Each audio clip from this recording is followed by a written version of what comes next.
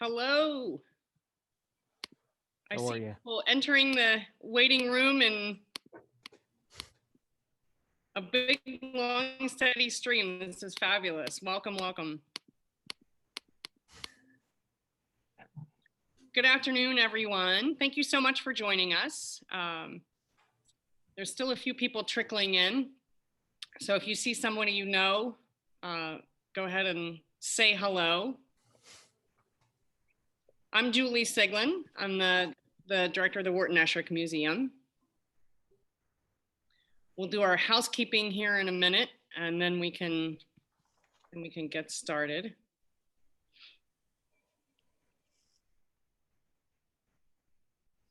Okay, we've had a pause. So again, welcome everybody. Thanks for joining us. I'm really excited about this conversation today as one of the founding members of Historic Artists Homes and Studios. We know that there are so many stories individually and collectively that we can draw from, and so many more to tell. And having this virtual iteration of an event allows us all to be together. It's one of the upsides of a year that didn't include many upsides. So I'm really excited that we're all embracing this virtual togetherness and having these conversations. Before, I wanted to let you all know how we're going to structure the day. If you could please remain muted. You're welcome to have your video on and encouraged to do that, but you also don't have to. We'll take questions towards the end of the program. You can use the chat feature that's down in the middle of your screen if you're in the gallery view, and you can send a message to somebody you know in the guest list to say hi, or you can send a message to the whole group to pose a question. When we reach the end of the conversation, we'll invite questions. You can either unmute yourself and ask a question, or again, use the chat feature. So before I hand it over to Emily, though, I did want to announce, because I believe in this group we'll have a number of people who would have known him or known of him, that the Wharton Esherick Museum co-founder, Mansfield Bascom, who was Wharton Esherick's son-in-law, passed away just shy of his 97th birthday on October 26th, so just a couple of weeks ago. I am actually sitting in the building on the site that was his private residence where he lived with Wharton's daughter, and devoted his life for more than 50 years to getting this museum off the ground and running, right up until our very last conversation, in which he was talking to me about facilities and things that needed to happen. So you can learn more about Bob, his personal life and his involvement with Wharton and the museum on our website. We have a memorial page. If you have stories or photographs of Bob that you would like to share, there's a feature to do that, and we would absolutely encourage that sharing as we lost such a giant figure in our history. So I'm going to turn this over to Emily Zilber now, who is our Director of Curatorial Affairs and Strategic Partnerships, to start the conversation. But again, thank you all for joining us. Thanks, Julie, and hello, everyone. Thank you so much for coming today to this conversation with myself and Diana Greenwood on interpreting artist studios. It's really great to see so many colleagues, so many museum friends on the chat today. We hope to see you back for future virtual programs with the Esherick Museum, including others in our Curator Conversations series, as well as our talks with contemporary makers, which we call Creatives on Esherick. So I'm going to speak for about 5 minutes and then hand things to Diana. And just to let you know a little bit of grounding for what prompted today's conversation.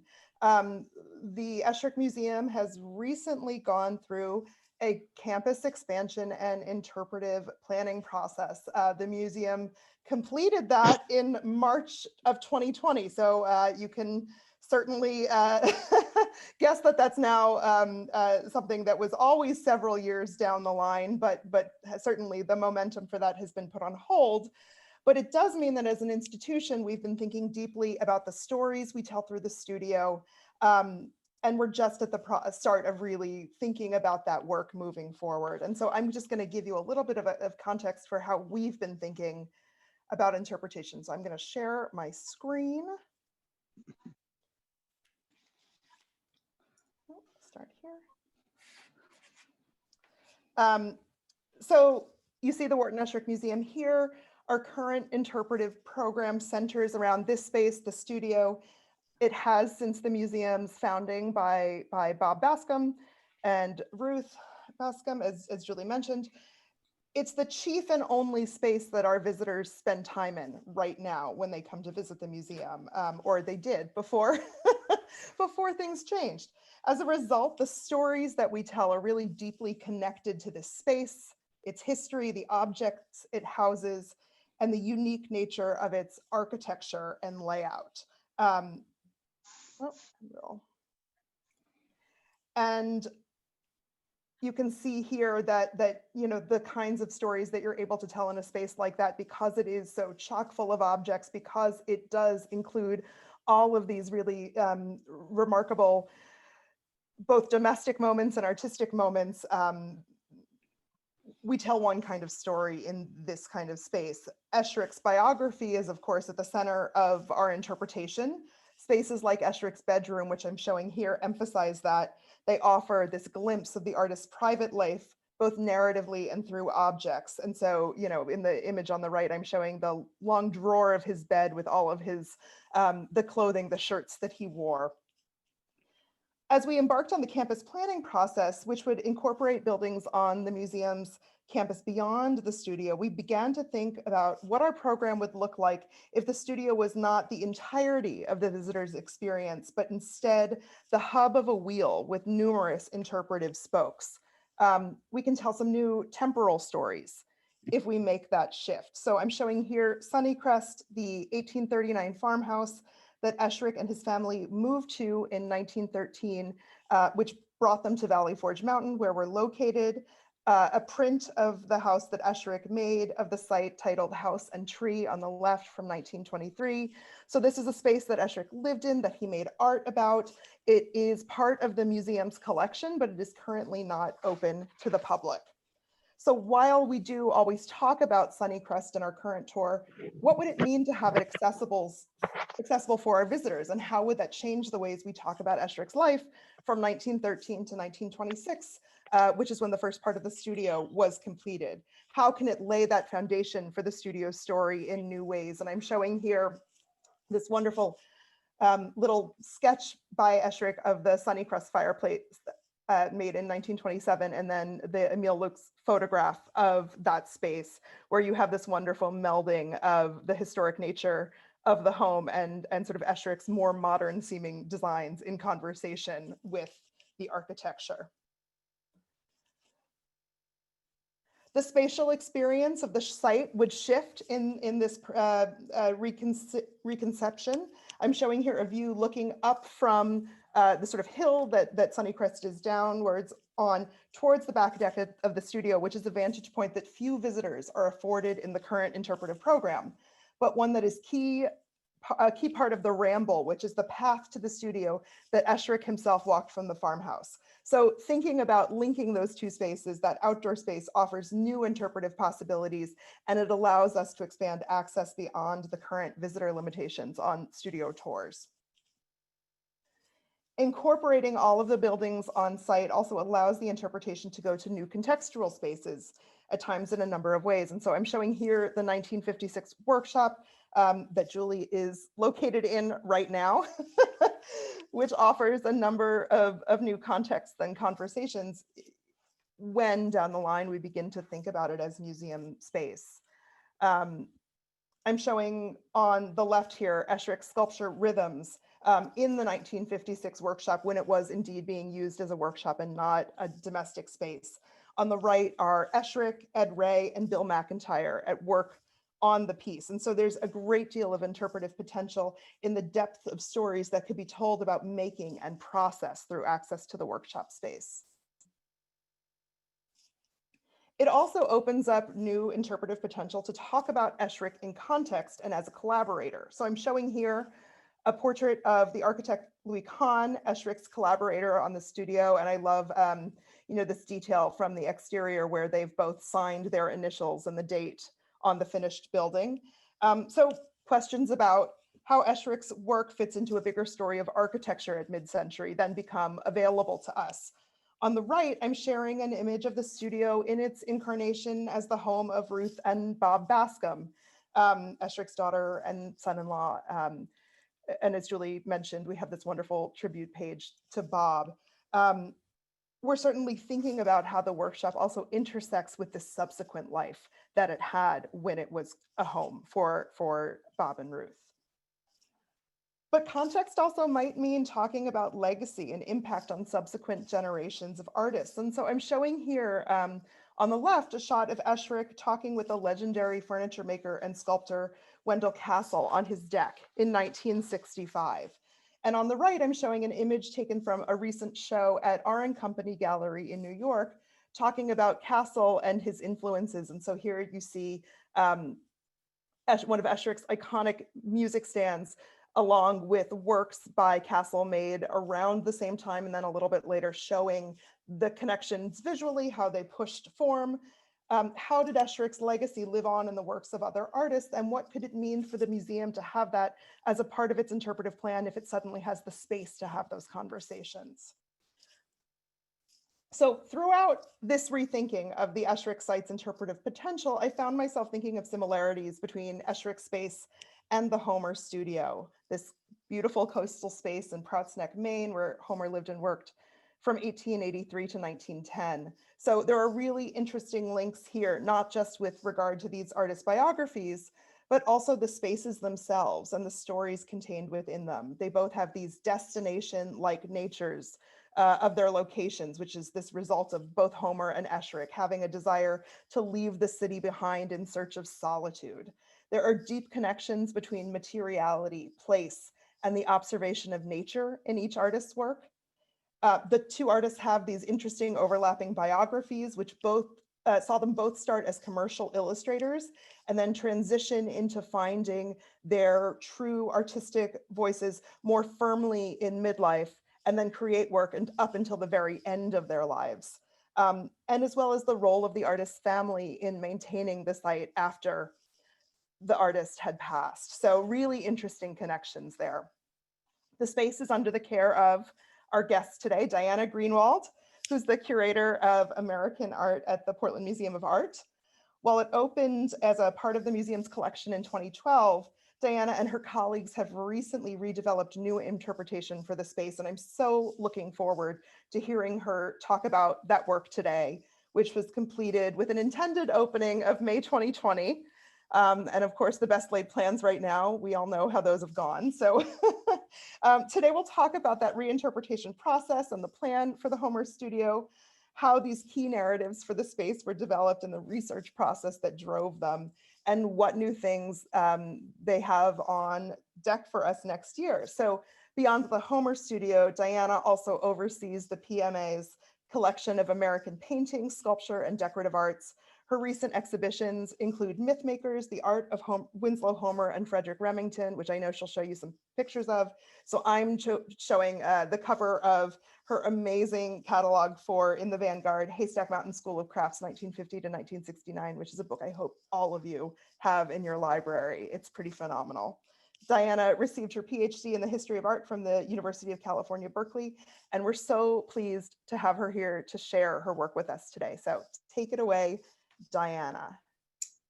Emily, thank you so much. I am so pleased to be here. I'm gonna toggle to my screen so we can get my presentation up and running. 1 second. Ooh. Sorry.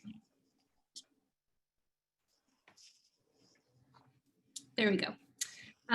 Well, it is a true pleasure to be here, to be thinking about some of these fascinating confluences, as Emily mentioned, between these two artists, between our spaces, and to see so many Haas colleagues on the line, many of whom were instrumental in our process as we went through thinking about a reinterpretation. So thank you, and hello to all of you as well. So what I'm going to be doing is giving you a little bit of background on the Homer Studio. And then, as Emily mentioned, talking about our process of assessing what our strengths and our weaknesses were, and how we collected data to really think about our planned reinterpretation that was supposed to open this summer. You will see in many ways the plan that I'm showing you has that pre-COVID look to it. So you'll see shocking things like people sitting together in a van. So everyone just keep in mind that this was the before times when we were thinking about this. But really just kind of what went into our thinking, our team's thinking, as we were going through the process of understanding the space that we had and how we could leverage it. But I'll start just by introducing you very quickly to Winslow Homer, who you see up here on the top left, later in life, hanging his hat on one of his beloved juniper trees right outside the studio. Homer comes up to Scarborough to a spit of land called Prout, Maine, at the very first time in the 1870s, tagging along on his younger brother's honeymoon, which sounds extremely unromantic to me, but the whole family came, fell in love with the space, and Homer's older brother, Charles, built the house that you see on the top right called the Ark. Homer spends the summer in the attic in 1883, decides he wants his own space there. So the summer of 1884, he moves the carriage house from the Ark, which you see over here on the bottom left, 500 yards away, and gets a stick and shingle style architect, John Calvin Stevens, to build him this beautiful asymmetrical second floor balcony that he calls the piazza, from which he can see the ocean. And you'll see here on the bottom right, a little glimpse of a landscape that feels pretty much in many ways unchanged. But the Homer family on these beautiful schist rocks, looking at that, that beautiful ocean side and how the waves crash there. And as so many of you know, that really becomes the major preoccupation for Homer in the latter part of his career. So from 1884 until his death in 1910, he's spending the majority of his time in this relatively isolated, surprisingly modest space on Prout's Neck here in Maine, and observing the ocean and its vicissitudes, understanding the flora and fauna, and really just recording that landscape with fewer and fewer human intrusions. I'm showing you this particular constellation of fantastic masterworks because, as Emily mentioned, those are all on view currently in the exhibition that I co-curated with the Denver Art Museum and the Amon Carter Museum of American Art. So if anyone finds themselves up in Portland before Thanksgiving, please come visit. It's a great opportunity to see together a whole bunch of really phenomenal works of art, many of which Homer created at the studio. So back to the studio. The house itself, much like the Esherick house, came down through the Homer family. Homer had no wife and no kids, but came through his brother's family until the PMA, the Portland Museum of Art, purchased it in 2007. We opened to the public in 2012 and were able to co-purchase the piece of land between the studio and the water in 2015. And at this point in 2019, 2020, after about 7 years of being open to the public, we really thought it was time to begin to rethink the interpretive strategies. This was perfectly timed, of course, to coincide with our exhibition. We know what happened. But some of our other major challenges were really to think about how we could enliven spaces that, unlike the richness of the Esherick house, really don't have a lot of the objects that Homer lived and worked with. We certainly have some of them, but because this was a lived-in space by both the family and then a summer rental, things have come and gone. So we have a suite of core objects that help us tell this story, but certainly nothing like the lushness that you all are working with. There is also, of course, the space consideration. It's an extremely modest space. It's also a space that continues to be, in many ways, as it was when Homer's family was there, a fairly closed summer community. So we are circumscribed in the number of people we can bring, the days that we can come, and the way in which we can get there. So we take a van from the museum, we take 12 visitors out. And of course, I think like many historic homes, the house is in such a way in terms of its climate control that we don't have original works of art there. So another challenge, of course, being to foreground Homer's practice and his work, but without using original works of art out of the studio. So I want to now introduce you to the team that got together to really begin thinking about this a couple of years ago. So on the left, you will see my fearless colleagues, Amy and Christian, who are from our Learning and Community Collaborations team. And we were the ones who really began to interrogate what we had been doing out there since 2012. So 3 pictures here you'll see of that original installation as it appeared and would have appeared before we closed to do this reinterpretation. So with the old install, what would happen is you would go out with a volunteer docent who really was charged with telling an extremely expansive story about Winslow Homer. So you will see here over on the right that we installed his studio essentially to tell everything from his beginnings as an illustrator, working for Harper's Weekly during the Civil War, all the way through this kind of tableau of his of his 10th Street studio in New York, the kind of cushy spot that he left behind when he left to come to Maine. You'll see that we had the beginnings of technology circa 2012, so a couple of easels that had flat screen monitors on them. We had a lot of time where visitors were sitting and looking at PowerPoints, and a lot, quite frankly, of tension between listening to a guide, reading didactic material. So these were all aspects of the tour formerly that we were keeping in mind as we began to understand what we could be doing and thinking about. So the next step for us really was thinking about how we could best glean information from Haas colleagues, from Homer scholars, from primarily our audiences really, both visitors who had been out to the studio, but also folks who hadn't been out, but who we wanted to imagine what they would want. We had the wonderful luxury of a Lunder Fellow in Caroline Webb and subsequently Stella Gonzalez, who were around specifically to help us work on this project. So we're very grateful for them. But you'll see here just kind of a list of some of the means that we used to begin to gather that data. So the surveys are something that I'll touch on a little later. But we did take the opportunity to have what we called a Cannon Rock session that some of you, I think, were actually present for with us, to gather scholars, to gather other Haas members, to think about what the potential was in these spaces. And that was a tremendous opportunity to kickstart this program. Another wonderful opportunity, of course, was visiting other Haas sites. So we visited up to, I think, 25 altogether, but you'll see here many of your beloved spaces and view here, and the opportunity that we got by going to the Haas conference to meet with and pick the brains of a lot of our colleagues to understand what had worked well for them, what hadn't, and to see a lot of this stuff in action in first person was a tremendous opportunity. The other thing that we had in our pockets that we actually didn't even know was the fact that for 7 years we had been taking visitor surveys. So we had this cache of data that hadn't really been comprehensively crunched yet. Amy, my colleague, who is about a year into her job, is blissfully an excellent cruncher. So she was able to take a lot of that information that we had been collecting from visitors to the studio to find out demographics. So to learn, for instance, that largely the folks who come out to see us currently tend to be on the older side, tend to be more female than male, and tend to be non-members. And we just got to get a sense too of what they were making of the experience. So by and large, they were having a good time. We found out that they were finding our tours informative, that they wanted more time often, that they liked the guides that they had, that connection to the natural landscape felt really vital.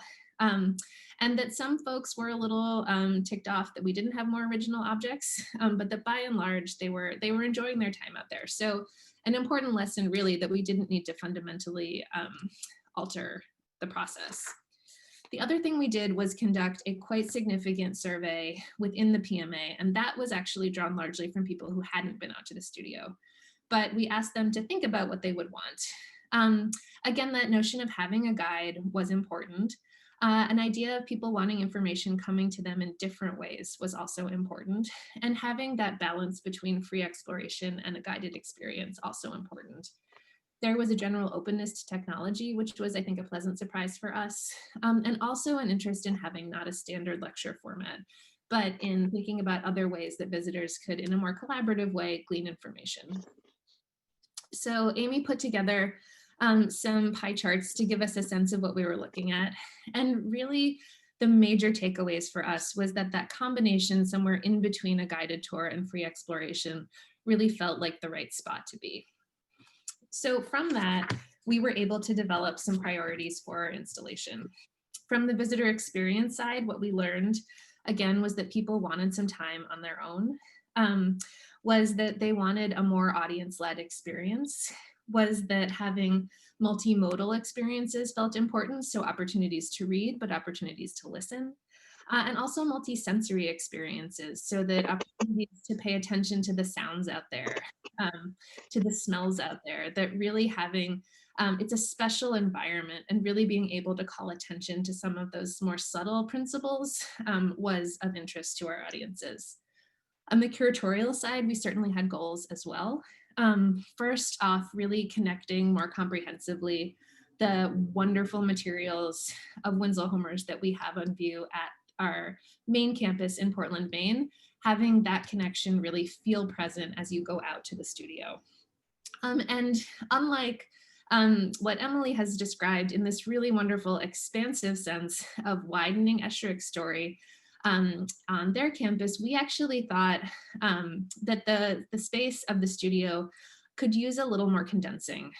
So in some ways, the story we're now hoping to tell has a lot more to do with Homer's presentness in that space, with his connection to the landscape, with the artistic processes that he's engaging with during the time that he's here. So in many ways, letting our guides a little bit off the hook from having to do a whole swath of his career, to really helping them instantiate him in this space and in connection with this landscape. We were also interested in revealing new stories that really hadn't been foregrounded previously. So in understanding the long legacy, of course, of Indigenous communities in these spaces, of the fishermen and women who are inhabiting these spaces during the late 19th, early 20th century, when it's becoming a summer community, and the servant class who's supporting these summer residents and Homer as well as they are populating these spaces. So I'll walk you through now essentially what our ideas came to fruition as. And what that really means for us is, again, not a total overhaul. We will still have guides. A big difference for us is these are actually, they are employed guides at the moment. So we did have a volunteer docent corps. And many of them are continuing on as paid guides, but that is a change that we are making. And to have our visitors begin always with an experience in the galleries. So you'll see here my effort to do a very low budget graphic, but essentially to provide you an introduction in the museum before you come out, to see masterpieces like Homer's 1894 Weather Beaten. It's just so when you get out there and you walk on those rocks, the feeling of walking into that painting is all the more present. And to bolster that experience, we developed what we called the Winslow Homer Studio Field Guide. And that's an opportunity to have some of that background information present in this beautiful format, but actually to provide you a lot of blank pages so that you can take notes, so that you can sketch, so that when prompted, your guide can give you an opportunity really to think a little more freely, a little more expansively about what you're experiencing. The van ride, oh, the van ride. We don't know where this is gonna go, but in the before times, the idea was that the van ride out, which is about 25 minutes, would offer an opportunity to, in a very informal way, begin to introduce Homer and his work, to allow the guide to have some rapport, and to point out key sites along the way. And then really to immerse our visitors, once they get to Prout's Neck, to Homer Studio, directly into that landscape. So to make that connection to Weather Beaten very explicit. Asking visitors to interact in a thoughtful way, again, potentially with sketching experiences, to spend some time in silence there. I often find, even when I give tours out there, that it is a moment that people just want to savor without mediation. So to really have that experience. We're also very mindful of the fact that not all of our visitors can make it down to that seaside area that we call the Cliff Walk. So we're exploring a couple of opportunities potentially using an iPad to have a recorded experience of what it feels like to be down there. Also potentially to provide a viewing platform at some point along the line within our landscaping that will allow you still to have that vista without necessarily making your way all the way down there. So we will then process into the living space. And again, this will be largely as it was with many of the objects that you'll see here, including our beloved snakes, my sign that indicates what a curmudgeon Homer was in trying to keep outsiders out. But we also have an experience here that can be more visitor-led. So using these objects as jumping off spaces for conversation. And we also have one of my favorite new aspects, which is this ambient soundscape that's on many different channels. So in a subtle way, you will hear things like when you approach the window, sounds of the ocean. When you approach the fire, sounds of crackling and of cooking. We have one wonderful feature of the studio, are Homer's notations on the walls itself. So you'll hear the pencil scratching if you approach one of the walls. So it's not overwhelming, but it is a subtle means by which you can begin to have the space feel warmer, feel inhabited. One of my other favorite parts about the studio is that Homer did not live entirely alone. He lived with his dog, Sam. So you hear Sam's little footsteps going through from time to time also. So it's a wonderfully subtle way that you begin to inhabit that landscape a little bit. The studio is probably the part that's undergoing the largest change. So as you saw, we had it installed in an effort to do the full swath of Homer's career.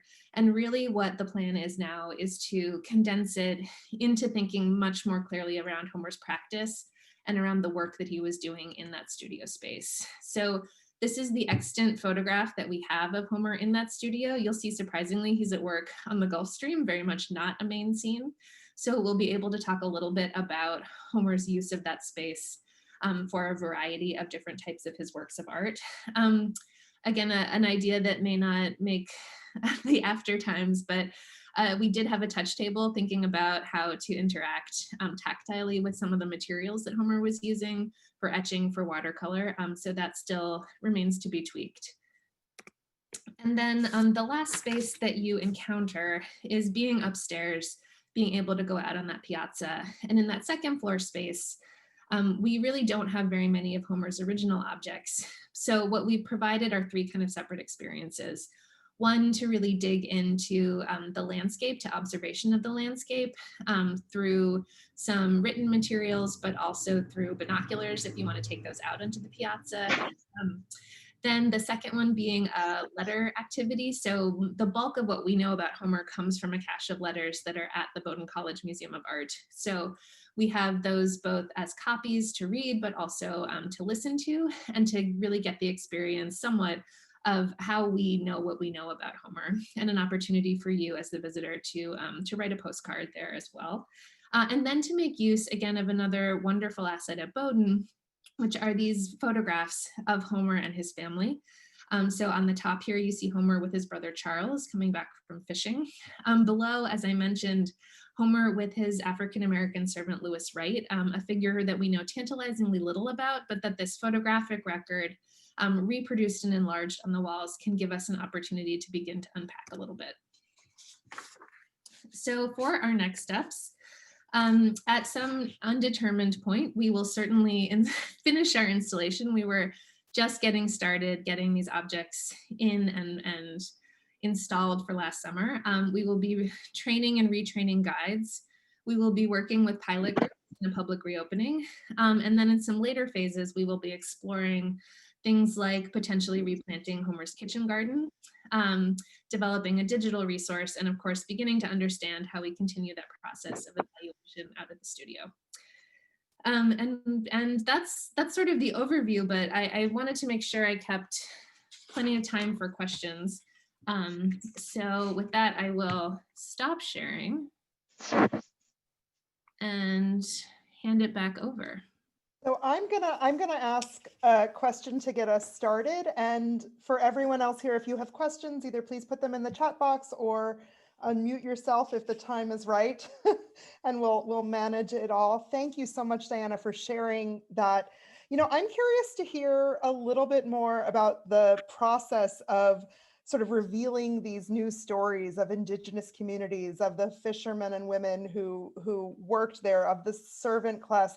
One of the things we've talked about a lot in the reinterpretation that our rethinking of Esherick is how his social circle extended from, Curtis Bach, the Pennsylvania Supreme Court judge, to tradesmen and women, that there was this real expanse of stories to be told that went across class boundaries, that went across racial boundaries. So I'm curious if you can talk a little bit more about the work that you did, particularly in that regard.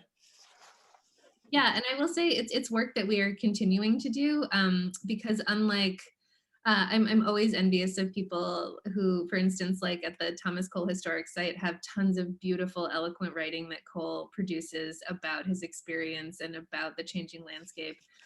We don't have diaries from Homer. What we have are letters that are frustratingly terse and often very transactional.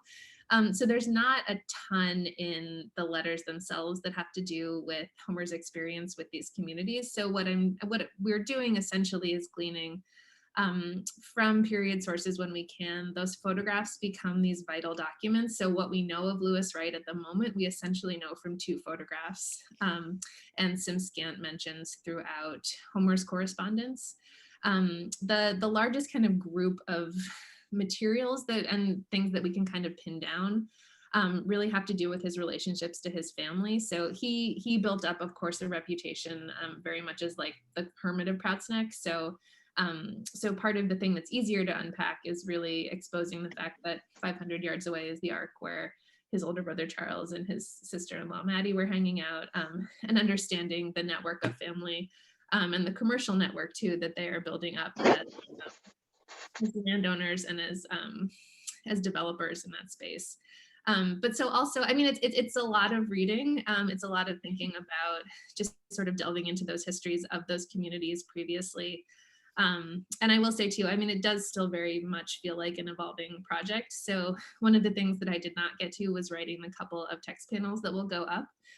So I am certainly still engaged in that process of research, as are my colleagues, Amy and Christian, in, again, understanding that early Indigenous presence, really kind of attempting to bring to light some of those connections that Homer had. And we know he did with the community of Prout. So, I mean, some of the women of that community certainly serve as subjects for him. There are a couple of photographs that we know to have been in his collection of young women who were part of the Prout's community, and the builders of the house as well were Prout's community members. So again, looking at resources from things like the Scarborough Historical Society help us begin to flesh those out. Fantastic, thank you. So I'm seeing 2 questions here in the chat that really talk about how the guides have been involved. One about how involved guides have been in developing new sort of visitor-led experiences, and then also this decision to change from volunteer docents to paid docents. So I'm curious if you can talk a little bit more about guide involvement and structure at the house. Yeah, absolutely. I mean, our guides were a fundamental resource as we were beginning to talk through how things might change, because of course there are on the ground eyes and ears for all of this, and many of them too have been with us for a very long time and have done a ton of independent research in their own right into understanding Homer's time there. Various facets, of course, interesting to various guides. So we have a guide who's fascinated by Homer's mom's, Henrietta's, botanical illustrations, who's delved into that. We have certainly guides who are interested in the food that Homer grew out there. That's a popular one. So they were consulted all through the process as we were making these determinations about what stayed and what left. Excuse me. And that decision to move from volunteer to paid really did have to do with a little bit both changes we were making on the PMA gallery side, but really understanding too the hard work that these folks are doing, and also the interest, quite frankly, in having a little bit more structure around that program, some more kind of comprehensive ways of training together, of learning together. So that was part of that decision. That's Great. I'm going to move to, because I want to make sure we get to as many questions as possible today. Oh, and if somebody is unmuting, unless you're about to ask a question, we'll ask you to put the mute back on. So I see a question here that addresses the sort of the audio background noise and that sort of wonderful idea of bringing multisensory components into this reinterpretation. I'm curious if you can talk a little bit about how that has that changed as you've sort of embarked in the post-COVID thinking about what a museum needs to do, or what a historic house needs to do with the sensory. Yeah. Well, I mean, touch is a whole thing now, right? I was talking to our program officer. I'm sure this is relevant to many of you in the Philadelphia area, but the Please Touch Museum had gotten an NEH grant recently and was really having this like fundamental crisis over what it means to be the Please Touch Museum in a post-COVID era. And so there are ways in which we certainly have to rethink that entire aspect. There are also ways in which maybe sensory aspects like our ambient soundscape become all that more useful and important. Mm-hmm. And that was something that we found actually. My colleague Amy had worked at the Peabody Essex Museum, and they had done this wonderful work to transform and bring to life wallpaper actually through an ambient soundscape within their galleries. So we ended up working with the same company that had worked with PEM to pull this together and to acknowledge that we really didn't want anything that felt overbearing, but that because we were limited in some sense in the types of objects we could populate this space with, that we were just looking for other experiences that could allow you to bring that space and to, as I said, kind of instantiate Homer a little bit more comprehensively. And so that notion of sound really became an exciting and compelling one. And until actually, like that was one of the few elements that we got installed before the world ended. And it's just kind of magical. And it's part of what you hear and feel when you're out on that landscape naturally, but having that kind of follow you in a subtle way as you enter the space and as you experience different aspects of it, it just really adds a kind of layer to it of making it feel like a lived space. And did you have a chance to have people in the space experiencing that not beyond your team? It sounds like. No. So it's a reason for all of us to head up to Maine as soon as this is Exactly. open to the public. I want to ask, we have a question here from Philip about whether you can talk about what sparked the move by the Portland Museum to acquire the studio and why it happened when it did. Sure. Well, this is all before my time, so I cannot speak to it personally, but I certainly know that this was long understood as one of the true gems of Maine, and it had of course been very lovingly, in fact, taken care of by the Homers. Dory Homer was the last direct descendant. Oh, that's not true. I guess the Willowers also related, but it had been really very much part of the fabric of the world out at Prout's Neck. So amazingly, we have several people on our staff who remember renting this space for a week or two as kids. And Dory, in this amazing way, rented the front portion, but always kept that studio space actually open to the public, so anyone could wander in at any moment. She had reproductions all over the place. She had books. So you really could come in and you could learn about Homer. So in some ways it had actually always functioned in some ways as an educational resource. And it was, as so many of these things are, I think, a long process of collaboration, of understanding what our capacity was. We, of course, embarked on what was at the time was by far our largest fundraising campaign in order to do this. And subsequently too, to begin to get a handle on that space between the studio itself and the water. We have this wonderful working relationship now with the Prout's Neck Association and the Scarborough Land Trust. So we actually all administer that space, but understanding too how important that landscape was. and this is a term I learned when I first came to the PMA, and that was going on, but the view shed is an important thing. So having that area between the piazza and the water be totally unfettered access was vital. So that was the part that I was actually around for. But I think it was really a universal acknowledgement of just how important being able to be in the place where Homer made these works is. And I think for any of you who are part of Haas or who have been to these spaces, you know what it feels like to kind of suddenly be immersed in a landscape and to be within those spaces, to understand how artists saw and understood them.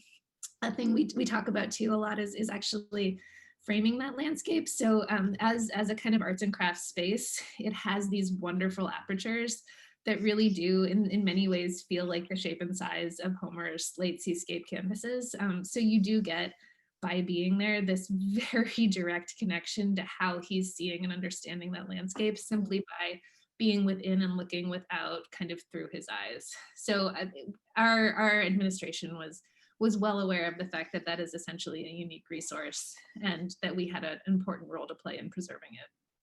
Absolutely, and we're all very glad they had the foresight. I'm going to ask the last question here. We're going to push a little bit past time, if that's okay. But if there are other questions that people have, you can feel free to share them in the chat, and we can hopefully try to get them answered for you. But I'm curious if you can talk here about Nancy's question about plans for outdoor events, about using the space surrounding the studio as a gathering space, as an interpretive space, as an event-based space. Yeah, and that is something we've certainly done a good bit of, is using it as an event space. So we have this this thing that actually came as sort of a last minute thing that we installed a camera on the second floor piazza. It's called the Homer Cam. And you can essentially see what the ocean is up to at any point during the day. But we often, in the summertime, not often, but we do events out there. So sometimes the Homer Cam will be covered by this white tent that we use on occasion for being out there. So definitely we've used it in that capacity. The exciting thing we've been thinking about is certainly how to use that landscape in a way that you can learn more about Homer through it. So we've begun conversations around reinstalling his kitchen garden. One of the things he does like to talk about in his letters are the turnip greens that he's growing. He tries his hand at tobacco, which not surprisingly is not a great crop for Maine. But he talks about different things that he's growing and eating. So we are really interested in having some version of Homer's kitchen garden and actually having that be a resource that can hopefully draw some new audiences out there as well. Potentially some younger audiences if we've got that kind of as a working space that of course needs to be maintained constantly. So we certainly are thinking about the ways in which that landscape can help us learn more and can evolve to become much more actively part of that studio program. Well, when you do that, we'll talk to you about it again, because of course, Letty and Wharton grew their own food, and there's yet another connection, I think, between these two spaces. So we'll ask you how it's going once it's up and running, since we're a little behind you. Sure, turnip green. So I want to thank everyone for coming today. I want to thank Diana for being so generous with her time and with the stories that she shared with us. I hope that we'll see you at future curator conversations. Be on the lookout for a follow-up email with a recording of this program, and we'll link to some of the things that we talked about today. And we hope to see all of you again soon. Thank you so much for being with us. Thank you for having me. If folks want to unmute and say goodbye, this is one of our favorite parts of the end of any Zoom program. The waving. Hi, Diana. Thank you so much.